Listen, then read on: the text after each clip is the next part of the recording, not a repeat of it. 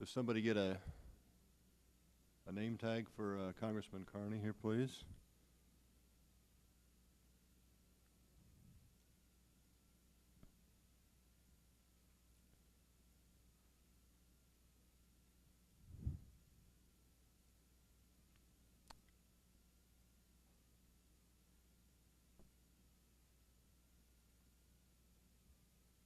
The next member to testify is Congressman Chris Carney, and welcome to the Budget Committee today. We're pleased to receive your testimony. You're recognized for 5 minutes. Good afternoon, Chairman Moore, and thank you for this opportunity. I was only kidding about that. That's right. As I've met with people from all over Pennsylvania's 10th Congressional District, I've identified a number of key issues that are of tremendous importance to families, businesses, and communities in Northeast and Central PA. I respectfully urge you to take into consideration the following budget priorities: the Clean Water State Revolving Fund, Medicare, federal aid, highway program, and home heating assistance.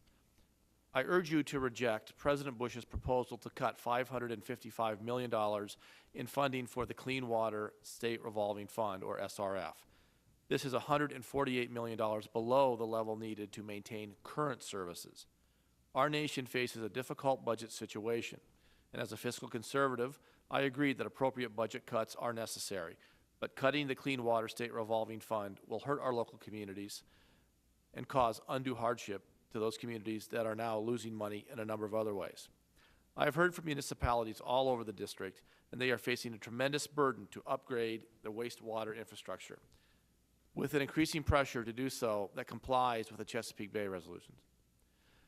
As you know, the SRF provides grants to all 50 states to be distributed as low-interest or zero-interest loans for high-priority water quality activities, with an emphasis on sewage treatment plant upgrades. These are the precise needs of our communities in Northeast and Central Pennsylvania. In fact, the SRF loans are the primary source of capital for sewage treatment plant upgrades throughout the nation. In Pennsylvania, the President's cut to the SRF means a reduction of over $6 million. This is unacceptable. I strongly urge you to increase the allocation for the SRF so that municipalities in Northeast and Central Pennsylvania have the resources to make these necessary sewage upgrades. We cannot continue to pass the buck to our local communities. I urge you to reject President Bush's proposed cut of funding $556 million for Medicare over 10 years. These budget cuts are bad for our seniors and our taxpayers. These cuts will end up costing the taxpayer more money and as patients seek emergency room care, which is more expensive for the minor ailments in which they suffer. In addition, these cuts increase the likelihood that such basic health care denials will result in more costly disease in the long run. I urge you to reject President Bush's proposed cuts to federal aid for the highway program. Specifically, the President's budget proposal is $800 million below the level needed to maintain current services, providing only $39.4 billion for 2009. This budget proposal jeopardizes a major component of this nation's transportation infrastructure. From a practical perspective, our nation's highways have benefited the American public with less expensive consumer products because they have really reduced the business's need to build and maintain costly warehousing facilities. But even more troubling is the cost in real dollars and real lives that we witnessed in the past summer with the collapse of the I-35 bridge in Minnesota. We must not allow another tragedy like that to happen. The safety of motorists is the most serious issue we face. Of the 22,327 bridges in Pennsylvania, 5,582 of them, or 25%, are deficient. In our district alone, there are 29 structurally deficient bridges, according to the U.S. Department of Transportation. We must and we can rectify these deficiencies. Under the President's proposal, Pennsylvania stands to lose nearly $29 million. And finally, I urge you to reject the President's cut to home heating oil assistance. Under the President's budget proposal, Pennsylvania will lose nearly $22 million for home heating assistance. This places many working class and elderly families in real jeopardy of severe injury or death from exposure to extreme cold. From a practical perspective, providing modest assistance for home heating oil will reduce costly medical bills and emergency room care for illnesses that are very easily preventable with a few dollars of investment in home heating. With the skyrocketing fuel costs, home heating assistance is extremely vital for our struggling families and seniors.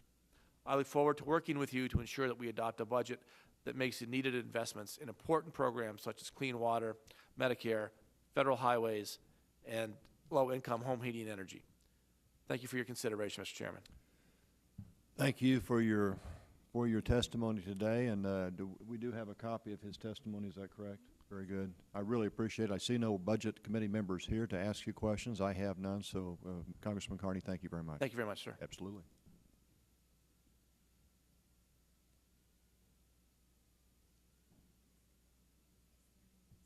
Okay. The committee will stand in recess till the next witness appears.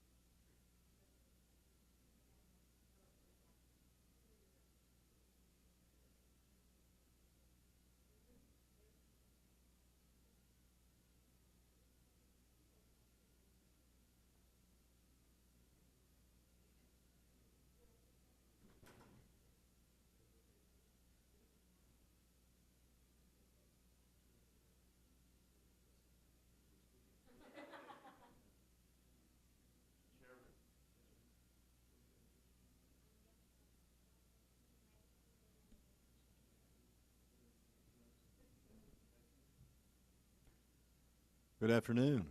Good afternoon, Mr. Chairman. How are you? The committee will come to order, and the chair next recognizes the next member to testify, Congressman John Lewis of Georgia. Welcome. We're pleased to receive your testimony this afternoon, Congressman Lewis. And you're recognized for 5 minutes, sir. Thank you very much, Mr. Chairman.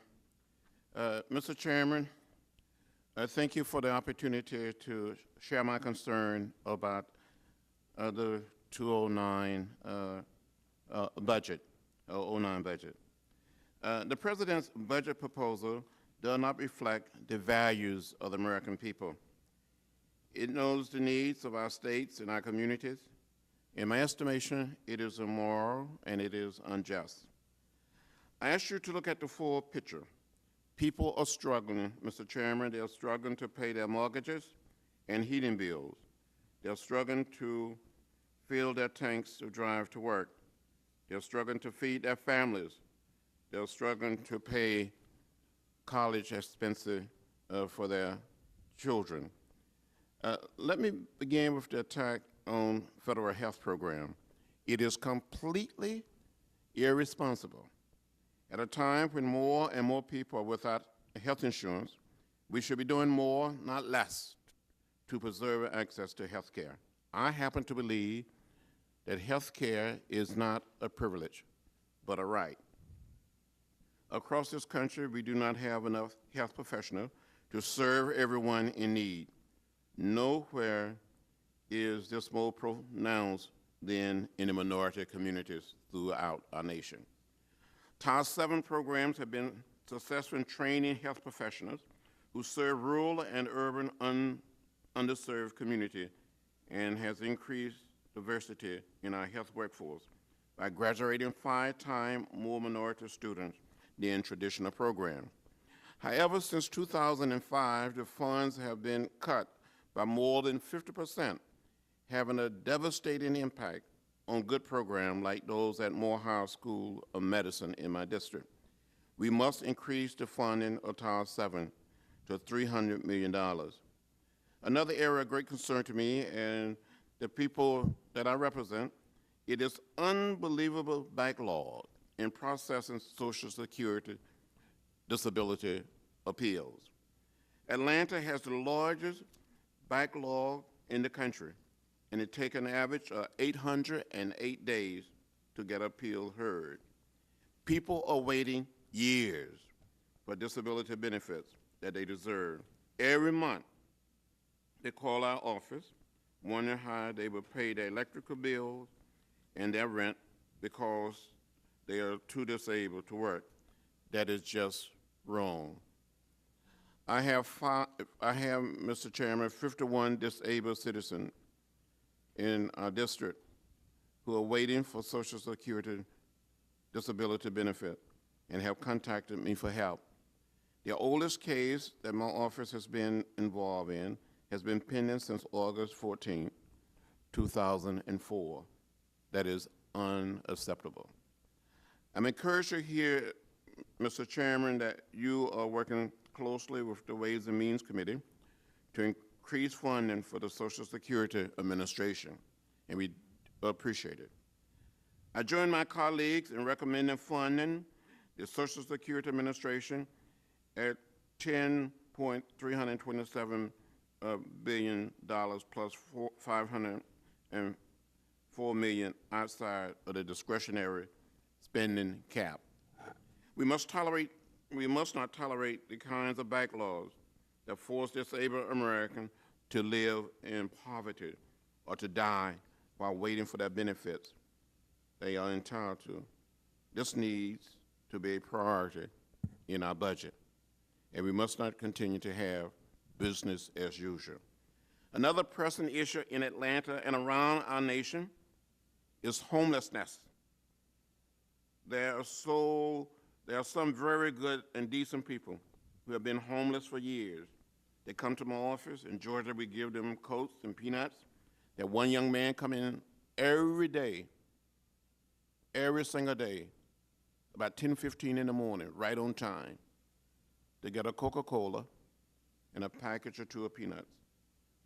We know this man and so many others by name. We do what we can for them.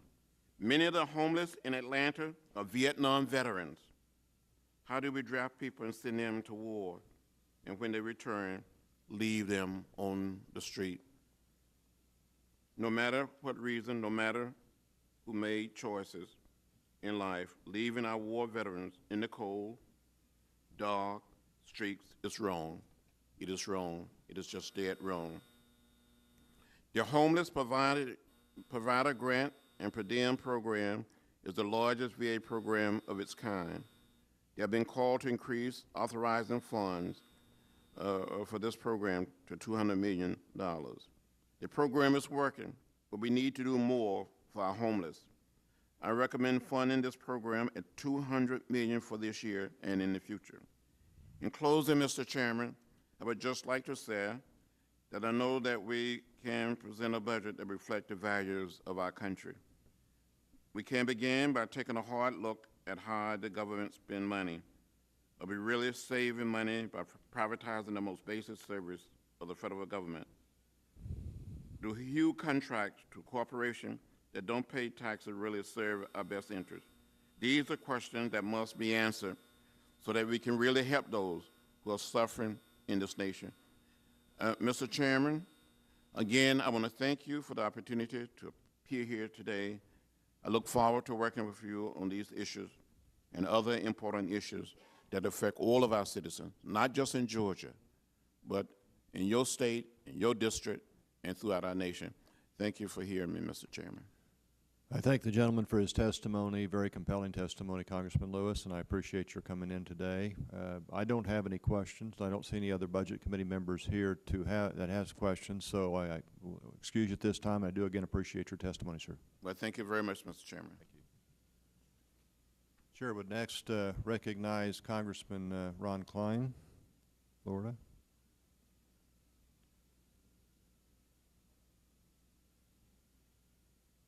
For 5 minutes, sir. Thank you very much, Mr. Chairman. Absolutely. Honored to be here with you today and the members of the committee. And thank you for taking the time to listen to my concerns and the concerns of the 22nd District of Florida as we work forward through this very important budget process. I wanted to thank you again for the time that you're going to give us as members of the Congress to listen as the Budget Committee puts together a very forward-thinking budget, which I know the American people are supporting and willing to work for as we accomplish some very difficult decisions. Under your leadership, Mr. Chairman, we have restored fiscal discipline to this body, and we've promoted our nation's most crucial priorities. Many of us ran recently in our districts on the basis of fiscal discipline, and I'm very proud that through your leadership and the leadership of this committee, we have pay-go, which means pay-as-you-go principles. We're not incurring further debt, as has been the case of the Congress and the administration for the last number of years. But I would like to use my time this afternoon to address a very pressing issue in my district in South Florida, as well as in many districts around the country. I represent Palm Beach and Broward counties in South Florida, and many of the people in my district honorably served our country in the United States Armed Forces. In fact, 50 veterans move to Florida every single day. I'm sure you can imagine that the veterans' hospitals and those who work with veterans to process disability compensation are very busy. I was proud last year to vote with this Congress and under your leadership for the largest increase in veterans funding in the history of the Veterans Administration, long overdue. Our brave men and women have made significant sacrifices for our country, and they were promised the best quality of health care and government services in return. With this historic investment, we will begin to fulfill these promises to our nation's veterans, both veterans from World War II, the Korean War, through the present day. There are more than 500,000 veterans who have claims pending currently with the Department of Veterans Affairs, and approximately 100,000 of such claims are over 1 year old without resolution. This is a serious issue.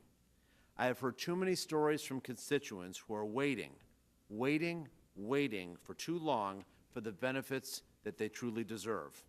One man, a World War II veteran from Palm Beach County, pleaded with my office for help, saying that his claim had seen no progress for years. He thought they were waiting for him to die. That was his quote. And that is obviously outrageous, and I know the chair and this committee feels the same way. We can't tolerate this. It seems to me that the default answer on benefits is no. Someone comes in for a claim, there seems to be no as an answer. And that a veteran is expected to write letters over and over and over again protesting the VA's decision to underrate disability claims. Furthermore, soldiers who are returning home from Iraq and Afghanistan with physical and mental disabilities will enter the veteran system, and we have to plan for this entirely new generation of veterans. These veterans will require and deserve a system that works for them because they sacrificed for us. The President's budget for 2009 includes measures to reduce the backlog of veterans' disability claims, and I urge the committee to make this a priority. However, the President's budget request will not be enough to keep up with the increased demands on the VA system. A 5.5% increase for the health care hardly covers inflation and the greater demand of our senior veterans as well as those veterans coming home from active duty. I am disappointed that the President is not fully funding the needs of our veterans, and I know you and the members of this committee share that. Instead, the President's proposal raises fees for veterans. I'm not going to stand by while we balance our budget on the backs of those who served our country, and I appreciate the fact that this committee supports that principle as well. And that's why I've come to you today to reinforce that point. You will be making very difficult decisions in crafting our budget. There are many priorities that deserve and require our attention and resources, and that will be supported by the American people. As we all know, budgeting is all about priorities, but I can think of few priorities greater or more urgent than providing what is due to our brave men and women who serve to protect our country, secure our peace, and safeguard our way of life. And so, Mr. Chairman, I ask you and the members of this committee, as we craft this budget, to consider funding our veterans' budget at a higher level, paying special attention to reducing the backlog of disability claims. Repaying our debt to our nation's veterans is critical, and I look forward to telling the veterans back home that Congress has made this a top priority as we did last year. Mr. Chairman, I truly and sincerely thank you for your leadership. I know this Congress will continue to take care of our veterans as we did this past year, and will continue that effort this coming year. Congressman Klein, thank you very, very much for your compelling testimony. Congressman Filner, the chairman of the Veterans Affairs Committee, testified a few minutes ago, and I'll tell you what I told him, and that is we have just seen the gates open as far as people coming back from Iraq and Afghanistan with PTSD, traumatic brain injury, and other problems that we need to care for. And whatever, and people in Congress and in our country have some disagreement about the policy in Iraq, but whatever our attitude is about that, I think most Americans finally realize we have an absolute responsibility to take care of our veterans, our active military people, and their families as well. And so I very much appreciate your testimony, and I'm hopeful that our budget will, in fact, reflect the priorities that you've spoken of today. Thank you, sir. Thank you very much, Mr. Chairman. Absolutely.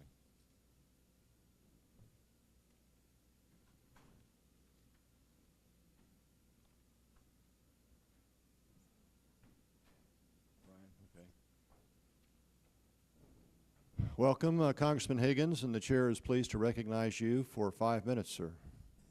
Thank you, Mr. Chairman, and the distinguished members of the committee. I come before you today to advocate for increased funding for cancer research at the National Cancer Institute and the National Institutes of Health. The war on cancer is a nonpartisan issue, and it should be treated that way.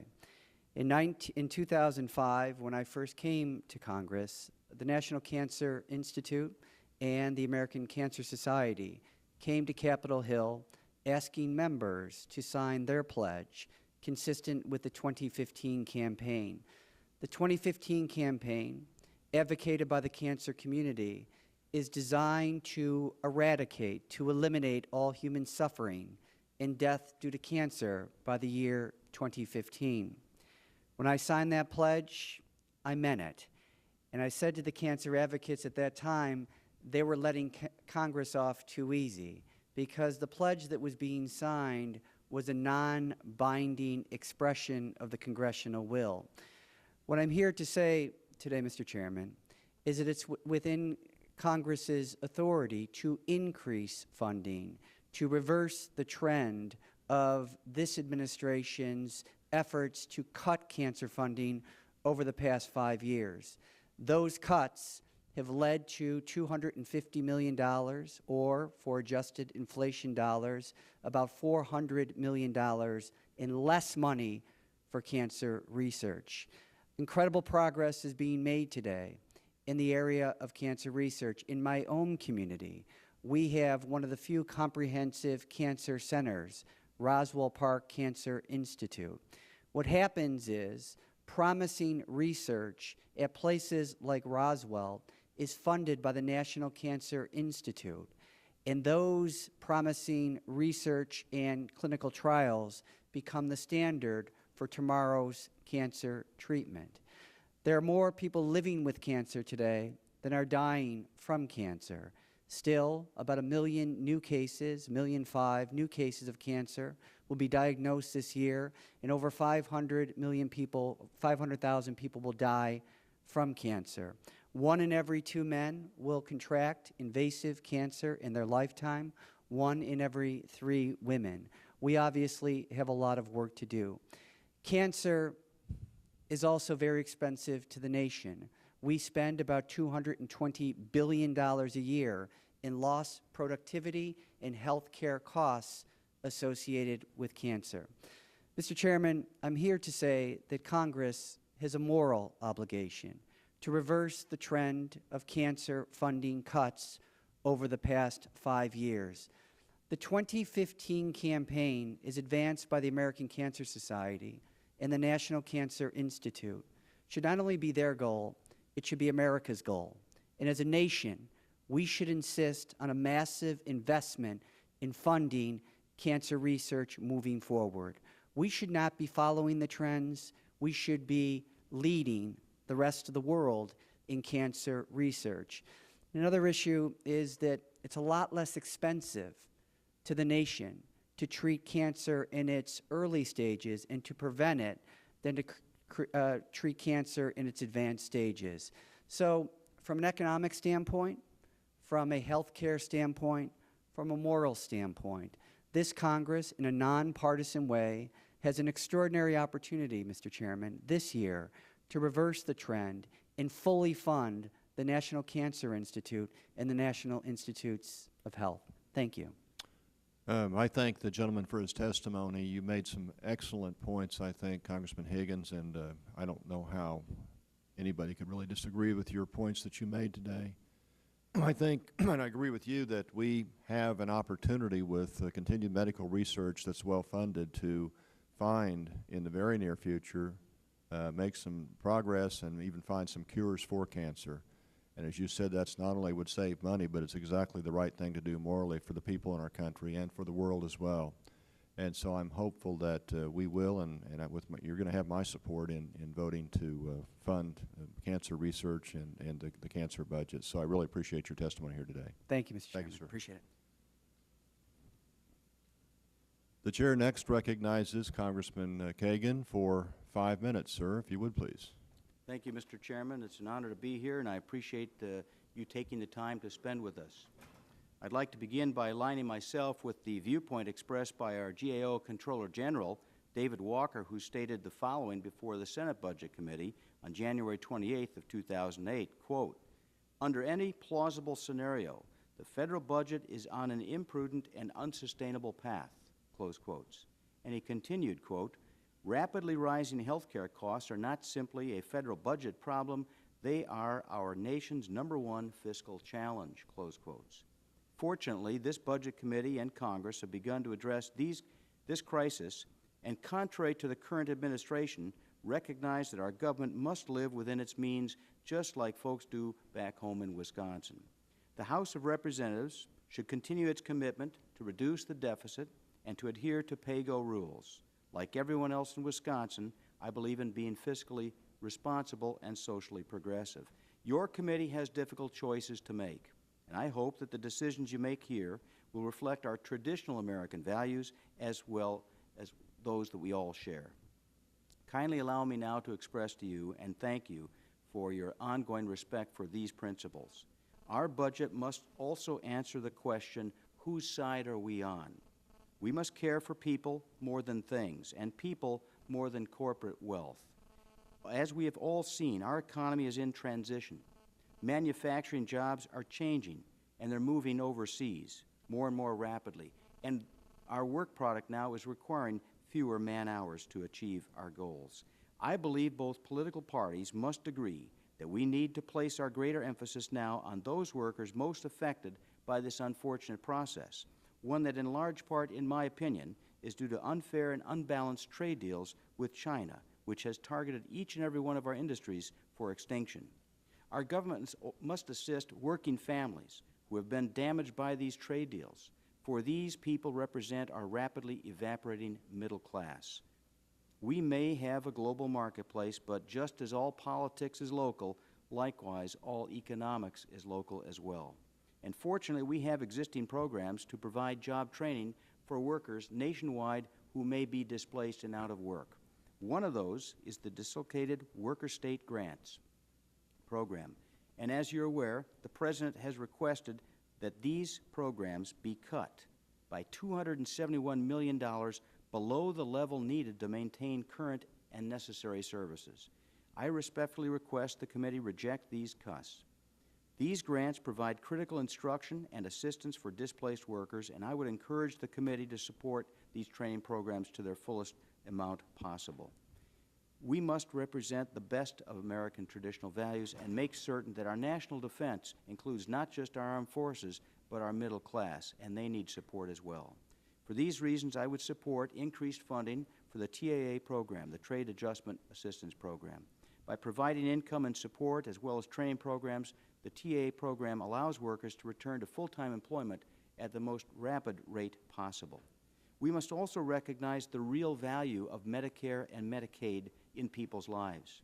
People walk straight and without pain only because of Medicare. And as you're aware, the President has requested a cut of $556 billion in Medicare during the next 10 years and $47 billion of cuts in Medicaid. Plainly put, President Bush has not thought this all the way through. I strongly urge the committee to reject his proposed cuts. It's unnecessary for me to go into greater detail as to the critical need for these services.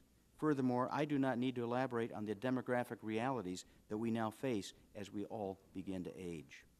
For again, as Comptroller David Walker has mentioned, quote, rapidly rising health care costs are not simply a federal budget problem, they are our nation's #1 fiscal challenge, close quotes. It is the responsibility of this committee and this Congress to determine exactly what the overhead expenses are for providing medically necessary Medicare services and products to Medicare enrollees, and then, importantly, to cover those overhead expenses for those necessary services. If you fail to cover the overhead costs for providing medical services, those services simply will not be available. I'm today encouraged that in adhering to pay-go rules and principles established by the House, the Budget Committee rejected the temptation to use the Social Security Trust Fund to pay for other needs. I believe this program is a sacred trust, a trust between workers and their government, and it must always be available. And finally, we must be mindful of our future and our national security. Our national defense does not solely require maintaining our armed forces. It requires intense and active investments in economic development, in education, and in becoming an energy-independent nation. To do so, to become independent once again, and to maintain our freedom, we must have a viable economy with as many manufacturing jobs as possible. Our nation expects great things from all of us, and I'm certain that you won't let us down. By working together, I'm sure we will build a better nation for all of us, and I thank you for your time.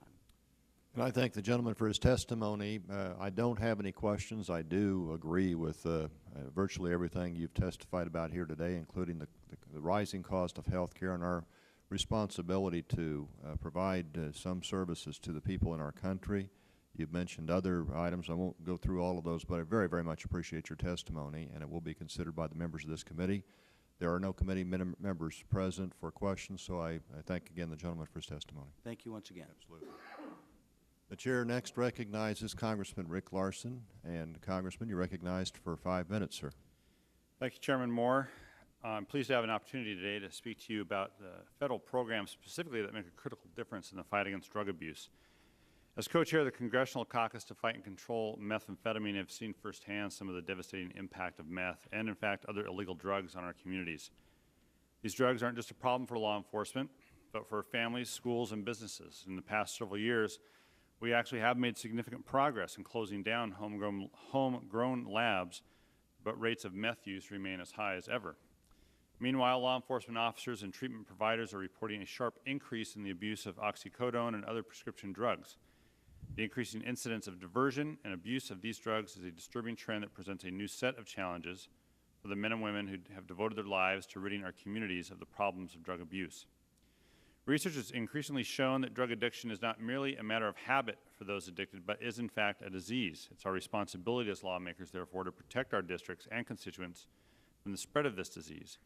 Our commitment to combating drug trafficking and abuse must begin with our continued support of those programs that give our law enforcement on the front lines the resources they need to do their jobs effectively.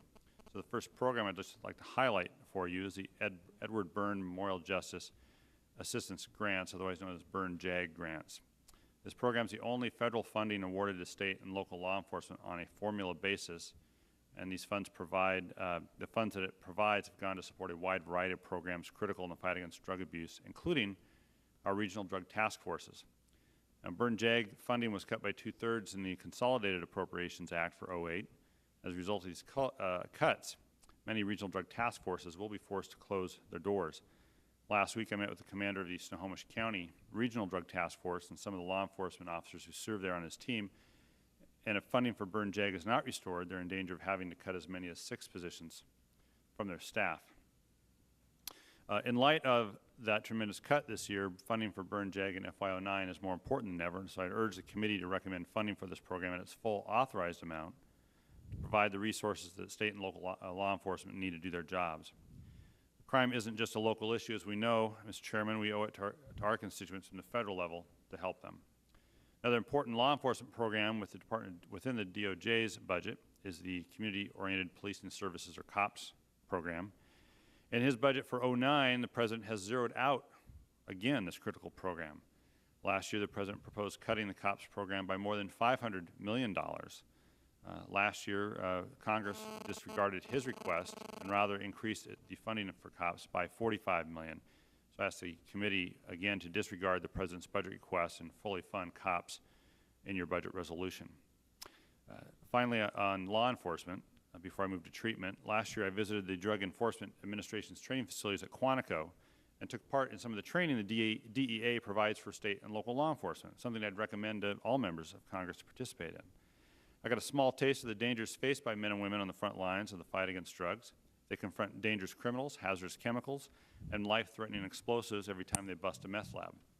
Our DEA agents do great work, and the training they provide is useful preparation for local law enforcement, so I encourage the committee to include enough funding in its budget resolution to fully fund DEA. But while these efforts to keep drugs out of our communities and out of the hands of children are essential in the fight against meth and other drugs, we have to be sure we're working to help those who have become addicted to these drugs. Investing in drug treatment programs not only saves the lives of people in treatment, but reduces the prevalence of drug use and drug-related crime in our communities. As long as there's a market for these illicit drugs, the dealers will find a way to deliver them. I recently visited Evergreen Manor, a treatment facility in my district, and met with people in recovery from meth and opiate addiction. These are people who worked hard every day and must work hard for the rest of their lives to continuously defeat their addictions. One of these individuals made a comment that has stuck with me. His goal, he said, was not to stay clean, but to get his life back. Drug addiction can be a death sentence, but even before it kills, it does rob people of their lives. By funding drug treatment programs, we not only give these people a chance to beat their addictions, we can give them an opportunity to get their lives back. One program I'd like to highlight as well is the drug court program, which blends the oversight of the court with therapeutic capabilities of drug treatment program. Drug courts are widely recognized as the most effective solution for reducing crime and recidivism among drug-addicted offenders in the criminal justice system. In my district, the Snohomish County Drug Court has a 94% success rate, as for instance. Funded at $40 million in FY05, the drug court program has seen significant cuts in recent years, so I'm urging the committee to include full funding for the drug court program in this year's budget resolution. And finally, two final points. Another federal program that's critical for drug treatment throughout the country is the Substance Abuse Prevention and Treatment Block Grant. This grant is the backbone of our nation's publicly funded treatment and prevention system and serves our most vulnerable citizens. And finally, what would we be without education? I want to emphasize the importance of education and prevention efforts in the fight against drugs, and both the Safe and Drug-Free Schools and Communities and the Drug-Free Communities programs are critical to ensuring safe, healthy, and drug-free schools. They also provide funds for programs to teach students about the dangers of drug abuse, giving them lessons that they take with them for the rest of their lives. The reason I want to point out these programs, Mr. Chairman, is to show the continuum of activities that we need to participate in from the federal level to help those who are on the front line, not just the law enforcement, but the treatment providers, our teachers in our schools, and frankly, those people who are addicted, who are trying to get their lives back. Thank you.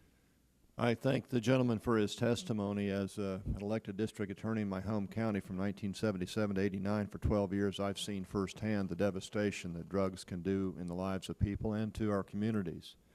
I appreciate, though, the fact that you didn't just concentrate on the COPS program, on law enforcement and DEA, as important as those are, and they're very important, but you've also talked to our committee and given us testimony about drug treatment and helping people get their lives back in order, which I think all of us should care about as well.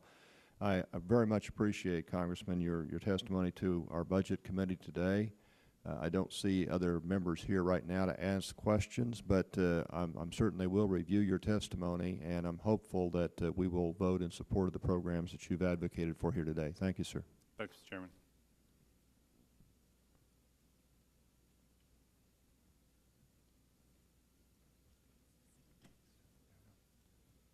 Next, the chair would like to recognize Congresswoman Donna Christensen, if you would please, and you have 5 minutes, ma'am. Thank you, Mr. Chairman. And we submitted testimony yesterday. I've provided an addendum, and I'm really going to speak from the addendum today. But thank you for the opportunity to testify before the Budget Committee, as I've done for the last 3 years, on health issues on behalf of the Congressional Black Caucus. Our Health Brain Trust of the Congressional Black Caucus, which I chair, has as its mission the elimination of racial and ethnic health disparities. And while on the surface this may seem to be only a minority health issue, I can assure you it is an American issue, it is a national issue. Despite the almost $3 trillion and over $6,000 per capita that our country spends on health care, which is far above and almost twice as much as other industrialized countries, the health of Americans rank behind most of those countries, and we have higher infant mortality and several other indicators of poor health that are higher, as well as a compromised healthcare system. And as the costs continue to skyrocket toward a projected $4 trillion and 20% of GDP in 2016, instead of improving, these indicators are getting worse. And even when they improve in some areas slightly, the gap between white Americans and Americans of color continues to be there or even to widen. Our government and the Congress has a responsibility to provide and improve health for everyone in this country. And I'm going to give about 4 points that I think we need to do and that we'd like to see funding for. One, providing health coverage for everyone, so that individuals will seek care earlier and reduce the need for far more costly catastrophic care, much of which is now unpaid for, thus increasing the costs and decreasing the quality of care for everyone else. And I want to make note here that over 1/2 of the uninsured in this country are people of color. Two, by emphasizing prevention. Right now, approximately 5% of our health care budget is spent on prevention. So emphasizing prevention, or at the very least equalizing funding and focus on prevention, and to bring it on a comparable level with research and the development of new technologies. Every day, more than 200 people of color die prematurely from preventable causes. This was noted as early as 1984 by then Surgeon General Margaret Heckler as excess deaths, and she was speaking in particular at that time about excess deaths in African Americans. And she defines those as deaths that are in excess of what would have been predicted for people for African Americans, given that all of the other factors across the board were equal. At that time, it was estimated that there was 66,000 excess deaths in African Americans annually, and today it's estimated somewhere between 86 and 100,000. So preventive care has to be given more emphasis. It must be made free, affordable, accessible, comprehensive, and it must be made culturally competent if it's supposed to be if it's going to be effective. Third, by ensuring continuity of care through increasing and incentivizing primary care, as well as linking services and improving care with the use of health information technology. 4, by establishing or expanding special programs to reach those who have been left out of the healthcare mainstream, who are, again, largely people of color, but also those in rural areas and in remote areas, such as in our U.S. territories.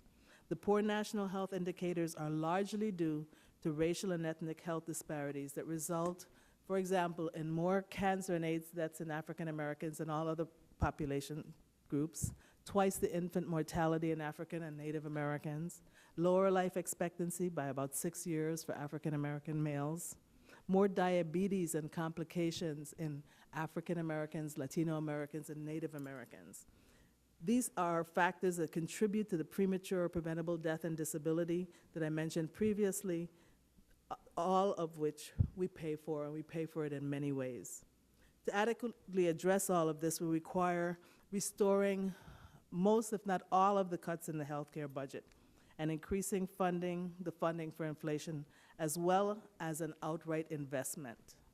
In this case, this would be an investment that would really pay dividends in terms of decreased healthcare costs over the long run and improved health quality. As a matter of fact, I think that making that investment in prevention and closing the gaps in health disparities is the only way that we're really going to cut healthcare costs. This is an investment which, in the name of national security and national competitiveness, we cannot afford not to make, even if it's not immediately paid for. The implementation of item 4, the elimination of health disparities, is embodied in H.R. 3014, the Healthcare Equity and Accountability Act, which was developed by the Tri-Caucus over a period of years with input from national advocacy and healthcare organizations, and introduced by Congresswoman Hilda Solis.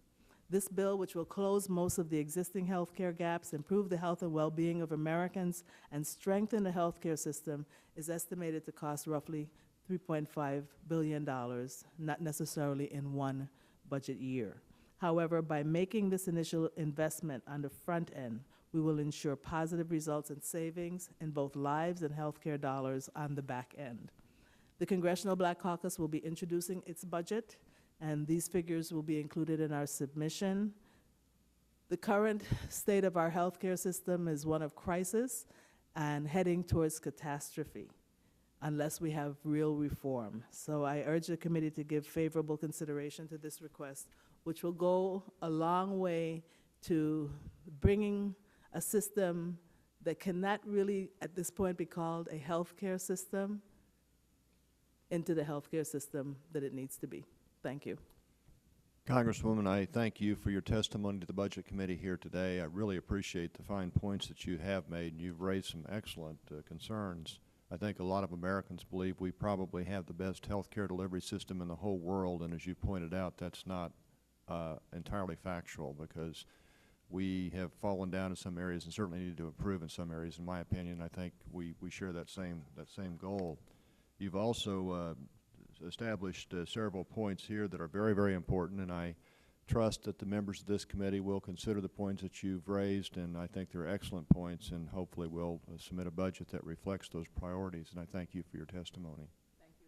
If I could see you at the back, I'm stepping down right now, and the next chair is going to assume the chair up here, and that's my good friend. You coming over? Okay. The committee will stand in recess while the chair changes here. Thank you.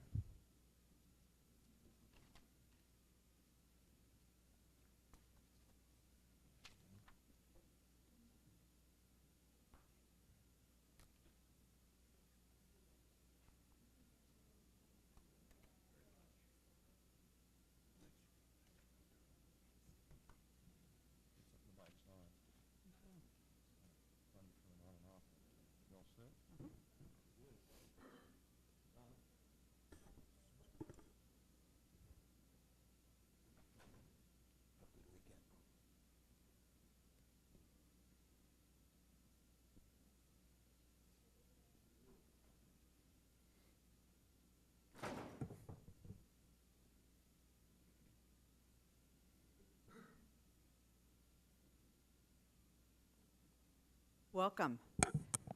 The next member to testify is Tim Waltz from Minnesota. Welcome, and we are pleased to receive your testimony. You are recognized for 5 minutes. Well, thank you, Madam Chairwoman, and thank you to you and the entire committee for the incredibly important work that you do, and it's a privilege for me to be here today and testify on just a couple of areas that I think are critical in this year's budget that I'd like to address my testimony to, and that'll be Function 750 on the administration of justice programs, Function 700 on veterans benefits, and Function 550 on health programs, specifically rural health programs. And I wanted to just address, first of all, on the issue of Function 750 and the administration of justice programs. The issue of border security and port security in the United States is one that many Americans are deeply concerned about. It's also one that I believe we can make great strides in, and that this Congress can do things necessary to the great people who are out there delivering that border protection and do it in a very robust way, but also do it that stays consistent with the principles of this country's strongest held beliefs. In January, I had the opportunity to travel down to El Paso, Texas, and meet with members of the Customs and Border Protection Agency. On the trip, I was incredibly impressed with the professionalism, the commitment of the people who were serving there, and watching them use new technologies to do their jobs. As I was there watching at the border, a K-9 unit detected a carload of narcotics and the smuggler who was attempting to bring it into the United States. I met a couple of National Guardsmen who were using good remote cameras and infrared technology to monitor sections of the U.S. border, to direct Border Patrol agents to border violations. It was clear from my visit that the Border Patrol had more resources than they had a few years ago, but they could use even more. And I urge this committee to make sure we support the funding levels that make it possible to deploy the infrastructure and the technology to allow these people to do the job and to remove some of the doubts that Americans have that we're able to do this job. And it's one that I think that the people down on the border are doing can do the job if we provide the resources. In addition, I would like to talk a little bit about veterans benefits under 700, Function 700. It's an incredibly important area to me, especially medical care, research into traumatic brain injury, the VA Inspector General's office, and then GI Bill benefits in a changing climate where we're using our Guard and Reserve forces at a rate never before seen. I've had the privilege to spend the first year on the Veterans Affairs Committee, from which I've had the opportunity to meet veterans from across the United States. From my experience, I believe that we must ensure that VA clinics have the resources to provide the first-class care that these warriors have earned. I've met with brave men and women who've returned from Iraq with debilitating injuries. Research into traumatic brain injury and prosthesis will help these service members lead normal, happy lives despite the injuries that they received. As a member of the Oversight and Investigation Subcommittee on Veterans Affairs, I believe it is absolutely imperative that we provide robust funding to the VA Office of Inspector General. The VA's Office of Inspector General returns, by stopping fraud, waste, and abuse, returns about $11 for every dollar that we invest in finding fraud, waste, and abuse. 2 weeks ago at a hearing we had, I absolutely was shocked to hear when the Inspector General for the VA said that about $300 million in fraud, waste, and abuse charges are going uninvestigated and unpunished. And the question I asked him was it safe to say that during a time of war that we have war profiteering going on the backs of our most grievously wounded soldiers, and the reason that we weren't stopping it was because the administration's budget underfunded the Inspector General, the only independent audit agency, and the Inspector General himself said yes, that was the case. So I would hope we would get there. And lastly on this issue is modernizing GI Bill benefits, recognizing that the National Guard and Reserve are shouldering the brunt of this deployment. In July of 2007, 1,162 soldiers from Minnesota National Guard returned from a 22-month mobilization and deployment to Iraq, the longest of any ground combat in Iraq. When they returned home, they learned they were unable to receive Chapter 30 GI Bill benefits because their orders had said they were 1 day short. I've introduced legislation that would address this problem, ensure that it never again happens to our National Guard reservists and our warriors, and I'm hopeful that the funding this year will make sure that is there to make it happen. And finally, I would urge substantial funding for Function 550, which supports rural health care initiatives. 1/4 of America's population lives in rural areas. However, healthcare resources to those residents are scarce. Rural communities are served by fewer doctors, hospitals, and ambulances. I am very lucky, and the people and my constituents are very lucky, that we live in an area that feels the effects of the Mayo Clinic in southern Minnesota. But even in an area that has some of the access to the best medical care in the world, we still see our rural areas are suffering from this. And I urge the committee to reject President Bush's $150 million cut in funding for rural health care initiatives. It's unacceptable. It will hurt rural areas, and it will hurt our communities that are at the heart of what America is. So, Madam Chairwoman, I thank you for the work that you do and other members of this committee. I look forward to what I know will be a document coming out of this committee that will reflect this nation's priorities and values, and I thank you for the opportunity to share my concerns with you. Thank you, Representative Waltz. I have a couple of questions, just very briefly. Minnesota is one of those states that has led the way, along with my state of Oregon, on reintegration. And my question is, how much have you dealt with that issue? And last year we said we wanted some money for staff for reintegration for Guard and Reserve, which come home to a very different situation than the regular Army does. They come home to a base where friends and family are, usually medical services, whereas if you're Guard and Reserve, you come home to a state that doesn't have a base, and you are sort of scattered throughout that state without the support system. And just curious if you would like to comment on what you see needs to be done on the reintegration as well.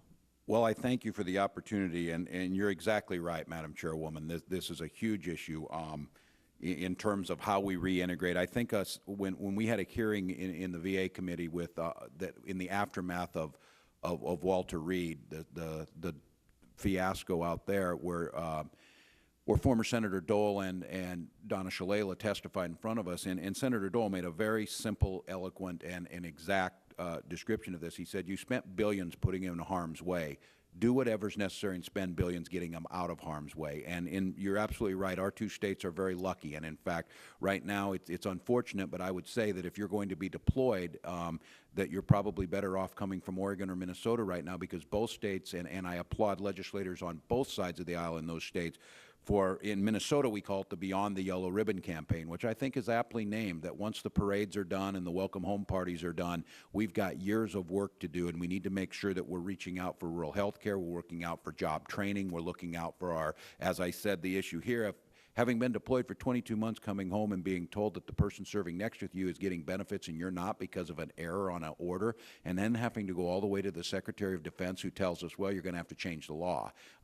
Those are the types of things we need to do better on. What I will say is we're getting some success, but there's more to be done. The thing that I think is critical is we last year put in and requested, but the President budget, I don't believe, provides the funding necessary to do these reintegration programs on a nationwide scale. And I think we have a responsibility to articulate this to people across the country, why this is an absolute cost of these conflicts. You don't just have the cost of the conflict on the other end. There's a lifetime of commitment to these people. There's a lifetime of commitment to their families. And we've seen year after year, up until last year when we finally saw adequate funding, that we were exacerbating the situation. So I would say in Minnesota, we're holding our own, but there's more to be done. My concern is that we need to get this nationwide, and for a longer extended period of time.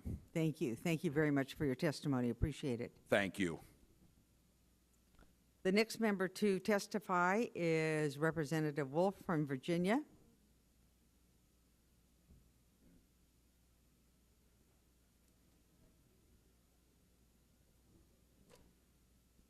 Welcome. Madam Chair, thank you very much. I'll be very brief and just submit the statement. I will read one line I have in here. It doesn't take an expert to realize that this nation is facing a financial crisis like none in our history. This problem has only worsened since I last testified before the committee. I beg this committee, this Congress is failing the American people. There is a bill out there that Jim Cooper has called the Cooper-Wolf Bill that sets up a national commission, 8 Republicans and 8 Democrats, somewhat set up as the bill that we did for the Iraq Study Group, that would put everything on the table, Medicare, Medicaid, Social Security, and tax policy, and take 1 year to go around the country listening to the American people, because the American people know that this Congress is failing them. But if every one of those gentlemen whose pictures are on the wall, Mr. Panetta testified for this bill over on the Senate side, Mr. Kasich is for this bill. If they could come back and vote in this committee, this would get out. But unfortunately, they're not here. And so David Walker sent me a letter 2 weeks ago. I think a copy went to every member, saying there's an economic tsunami off the coast waiting to come in and take us over. And what the Cooper bill does is it puts everything on the table. They take 1 year, public hearings, every Federal Reserve district come back, and what separates this out from all the other commissions, it is required to have a vote, like the base closing commission. There's a comparable bill over on the Senate side, Conrad and Judd Gregg. I think they will report their bill out. I don't expect that this Congress will deal with it unless there's some change, dramatic change. So I beg of you, do this for our children, and do this for our children, because I'll tell you, members of Congress who are here now who do nothing on this issue, 10 years from now, when this thing really gets very difficult, are going to say, why didn't they do something when they were here? Lastly, you may have seen the Financial Times piece came out in January saying that if we do nothing, we will lose our AAA bond rating within 10 years. If we lose our AAA bond rating, that'd be very bad. With that, I just submit the full statement. And Well, thank you so much. I happen to agree with you in that we cannot have the kind of deficit and debt that we have and continue this. And I think one of the reasons this committee has worked very hard to actually enforce, which it's done almost 100% of the time, pay-as-you-go rules, and trying to have a balanced budget, but it's going to take a while. And you're right, all of the things coming at us, when you look at the baby boomers and just Medicare, we are going to be in serious trouble if we don't do something about it. So I thank you for your testimony, and thank you for sponsoring this bill, and we'll bring this up before the committee. thank you very much, Madam Chair. You're welcome.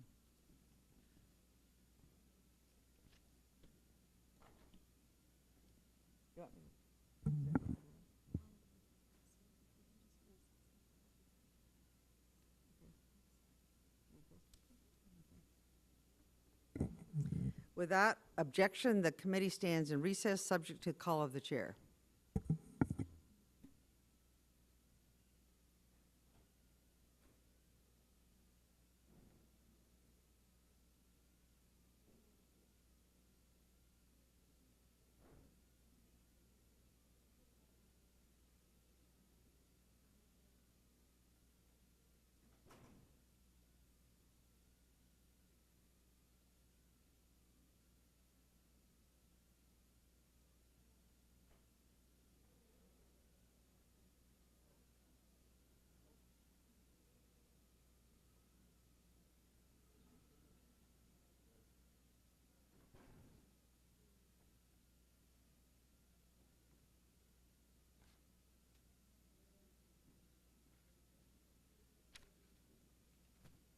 Call the committee back to order.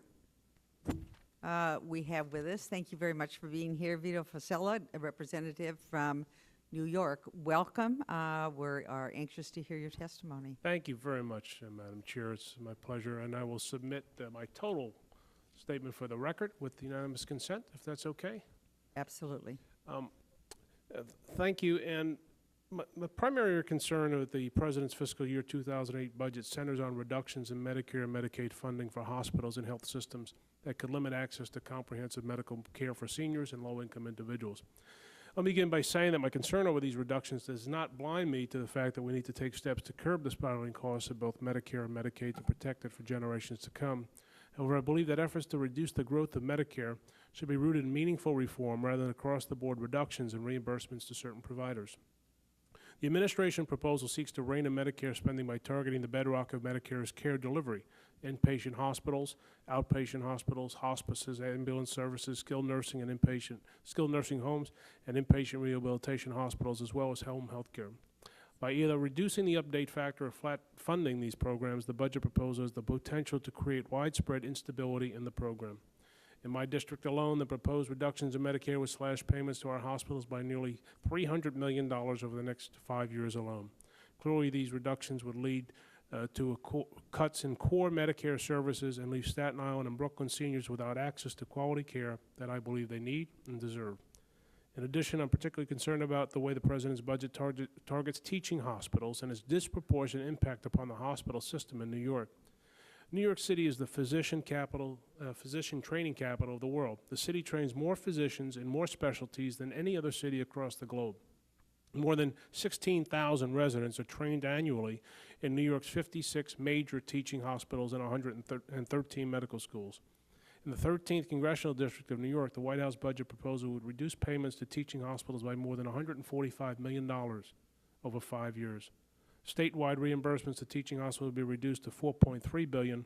The proposed cuts will significantly impair the ability of teaching hospitals to adequately train physicians to ensure that patients receive high quality of care.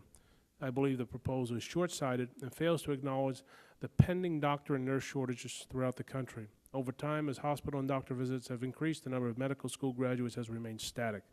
Indeed, it's estimated that physicians' visits will continue to grow by 53% between 2000 and 2020, resulting in a shortage of 24,000 doctors and nurses by 2020.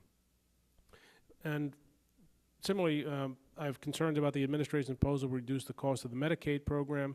For instance, the President's budget proposes to eliminate federal Medicaid dollars for graduate medical education payments to hospitals. The proposal would cut payments to the public hospital system in New York City by $400 million in the first year alone. On 9/11 health, another critical budget item for New York is $25 million to provide health monitoring and treatment for first responders and workers suffering from 9/11 related illnesses as a result of their service at Ground Zero after the September 11th attack. Last year, the administration included the same amount in the fiscal year 8 budget, and I was assured that it was merely a placeholder until further data was collected on the cost of monitoring. Clearly, Madam Chair, the need grows. The federal government has failed to adequately step up and coordinate a federal response, a comprehensive response to the thousands of people who are currently enrolled in and being monitored for illnesses and injuries and sicknesses that they've developed after volunteering, many of them volunteering, many working in Ground Zero. The New York City Mayor Bloomberg revealed that 681,000 individuals are in need of medical monitoring. 410,000 people were heavily exposed to Ground Zero toxins, and 30,000 responders are sick. Yet 21,000 of them do not have adequate health insurance.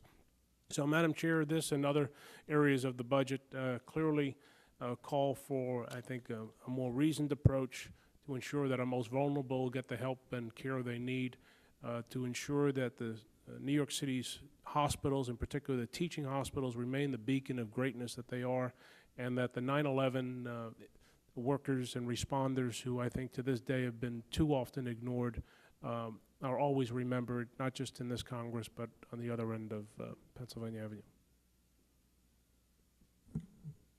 Thank you, Representative. I think you're absolutely right when we look at our teaching hospitals and the cuts that have been proposed. We know that we have a huge nursing shortage. We are recruiting nurses from around the world, often the best nurses from other countries. And we have particularly a shortage of primary care physicians. So it is already difficult for Medicare patients to get in and see a primary care physician, and as the baby boomers increase their numbers of retirements, I think it's going to be more difficult.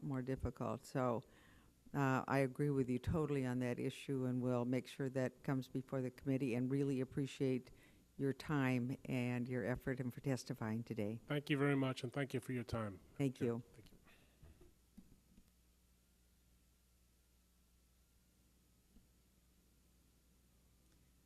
I appreciate all the members that have taken their time to testify today. These are issues that are near and dear to everybody's hearts, and talking about whether it's teaching hospitals or talking about what we need to do for our veterans. The testimony, I think, has been terrific. And at this time, the committee is now adjourned. Thank you.